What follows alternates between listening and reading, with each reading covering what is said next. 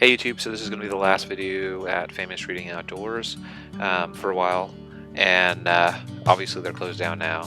However, we are at the Mount Carmel track in this video. It's the green lines in the top, upper half of the track, kind of above where it says keep out, and we're heading back basically. So anyway, a farm jack or a Highlift Jack, there's a picture of one on the corner. If you have ever seen a Jeep, like about half the time, like when it's not some kind of off-road Jeep, you'll see one of these big things on the back of the Jeep or on the front of the Jeep or like on the bumper or somewhere. They're usually fairly large. There's actually one on the Cherokee in front of me that has been there throughout all the footage at FRO, and you can see it right there. So since you can see it on the Jeep in front of me, there's no reason for me to leave the image up. So what is this big giant monster thing, and do you need to have one, and all that kind of stuff? I have one.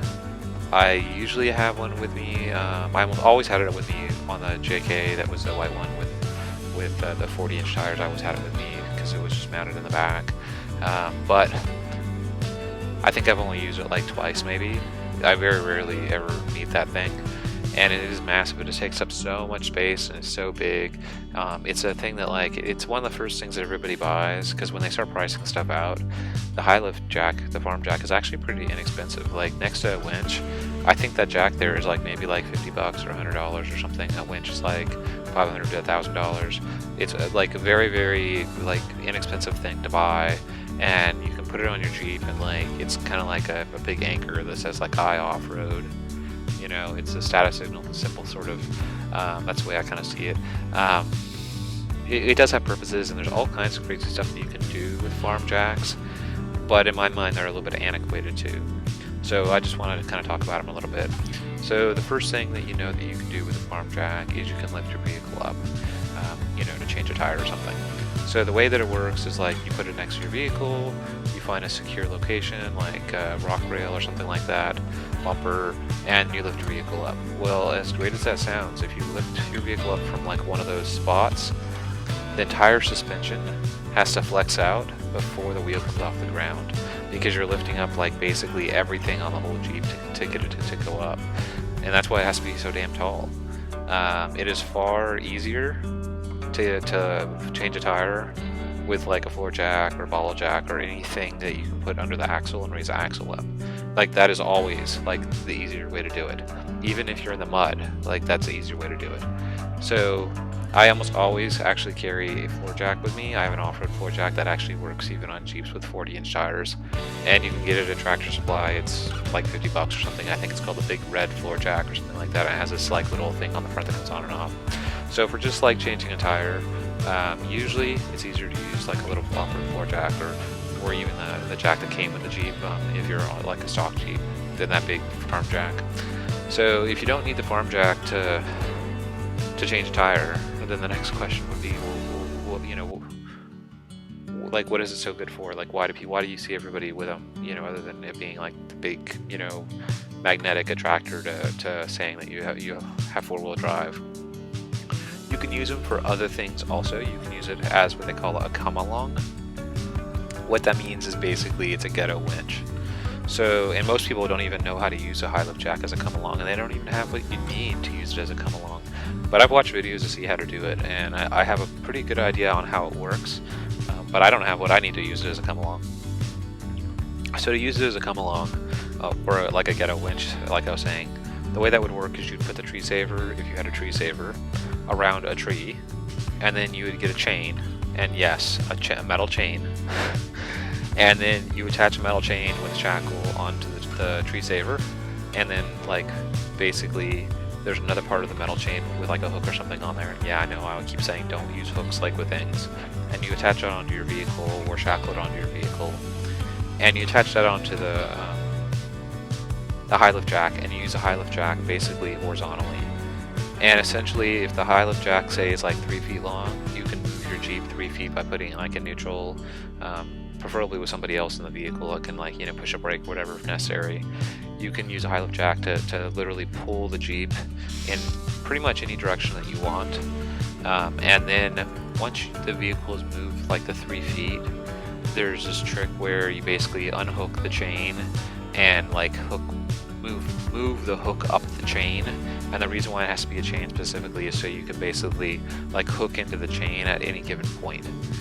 If you can't do that, it won't work. Basically, the trick we're using like a come along, so you can't do this with like a rope or anything that would be normally like safer to do. It only really works with like a chain. And if you have a winch, like you would just use your winch, like you wouldn't even bother like doing the come along crap. Then the other thing you can use a Highlift Jack for, and this is a little bit more tricky, is you can put it on your bumper and you can tilt it just a little bit, and then you can raise your Highlift Jack up, like, and intentionally have it tilted so it falls off the jack. And you're like, why would you want to cause it to fall off the jack? Well, if you have it fall off the jack, say going to the driver's side, you can actually move the driver's side of the vehicle like a foot to the left, and then you can do it again and move the vehicle a foot to the left. And you could even like rotate the vehicle like 360 degrees or 180 degrees around.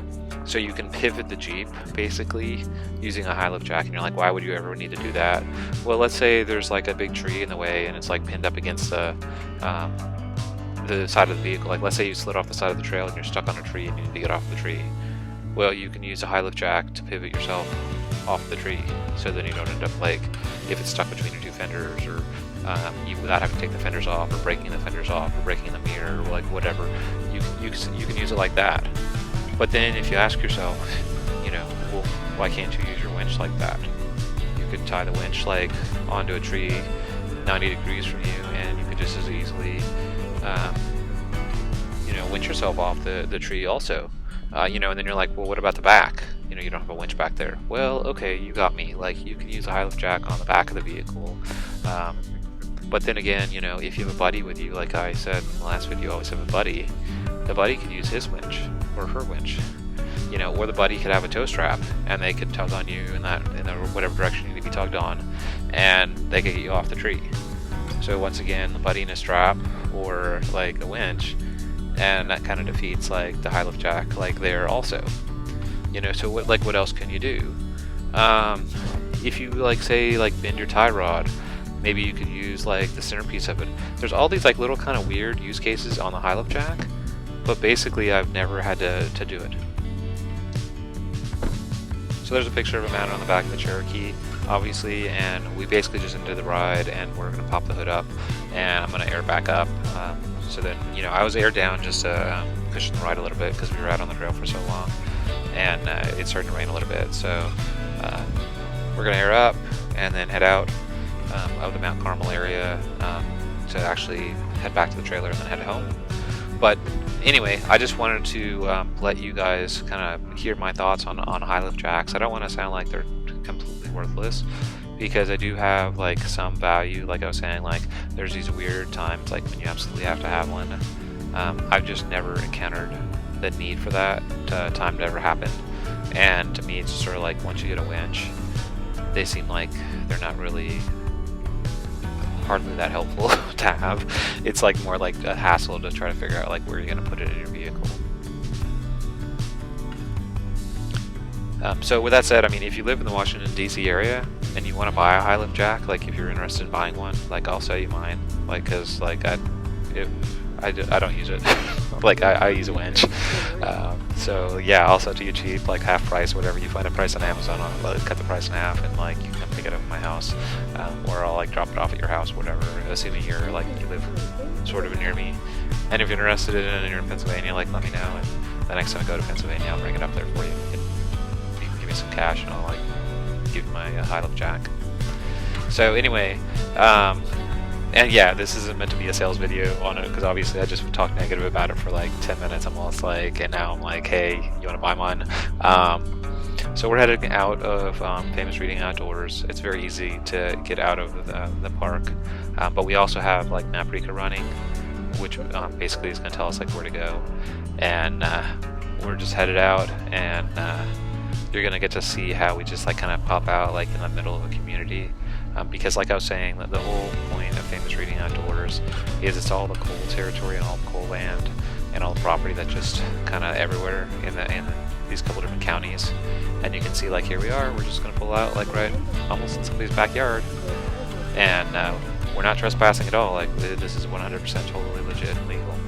And that's like what's so cool about Famous Reading. It gives you access to the land that you normally have access to. Take the next left onto Firehouse Street. So we're going to come out probably around Route 901, which is one of the main routes that takes you from basically 81, which is the interstate next to Roush Creek, toward AOAA, or toward Shamokin, Pennsylvania. And I believe up here, I think it's on the left. I could be totally wrong. So anyway, so it's on the right. Please like and subscribe. Thank you.